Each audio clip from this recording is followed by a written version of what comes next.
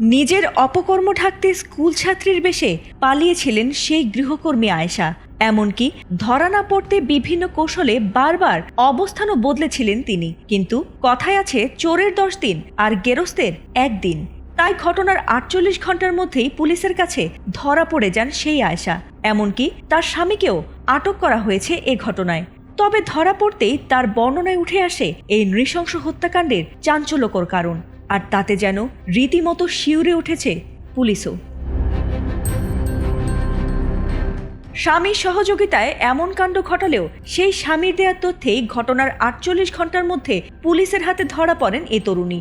বুধবার দুপুরে ঝালকাঠির নলছিটি উপজেলার দপদপিয়া ইউনিয়নের কয়ারচর এলাকা থেকে আয়েশাকে গ্রেফতার করে মোহাম্মদপুর থানা পুলিশ। জানা গেছে তার বাড়ি নরসিংদীর সলিমগঞ্জ এলাকায়, আর তার শ্বশুরবাড়ি নলছিটিতে। সেখানেই তিনি দাদা শ্বশুরের কাছে আত্মগোপনে ছিলেন। যদিও এর আগে একই দিনে সাভার থেকে তার স্বামী জামাল শিকদার রাব্বিকেও আটক করা হয়েছে। জামাল নলছিটি এলাকার জাকির শিকদারের ছেলে বলে জানা গেছে। বুধবার আয়েশাকে আটকের সময় তার হাতে মোটা ব্যান্ডেজও দেখা গেছে। পুলিশের প্রাথমিক ধারণা, হত্যাকাণ্ডের সময় তিনি আঘাত পেয়েছিলেন, এরপর কোথাও গিয়ে চিকিৎসাও নিয়েছিলেন বলে মনে করা হচ্ছে। এ ঘটনায় গ্রেফতার গৃহকর্মী আয়েশা আক্তার চাঞ্চল্যকর বর্ণনা দিয়েছেন। যদিও আয়েশা আক্তার দাবি করেছেন যে তাকে চুরির অপবাদ দেয় ক্ষুব্ধ হয়ে তিনি এমন নৃশংস কাণ্ড ঘটিয়েছেন।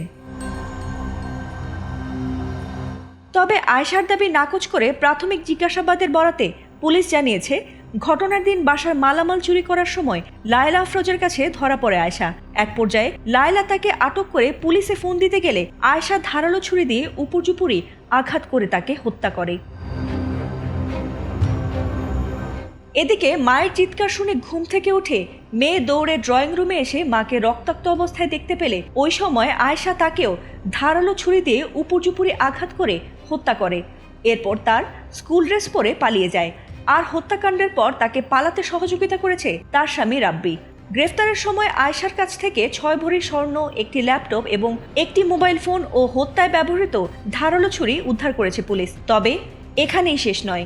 গত 6 মাস আগে আয়েশা বেড়িবাঁধ এলাকার একটি বাসায় চুরি করেছিল বলেও জানিয়েছে পুলিশ। ফাতিমা সুলতানা, এটিএন বাংলা।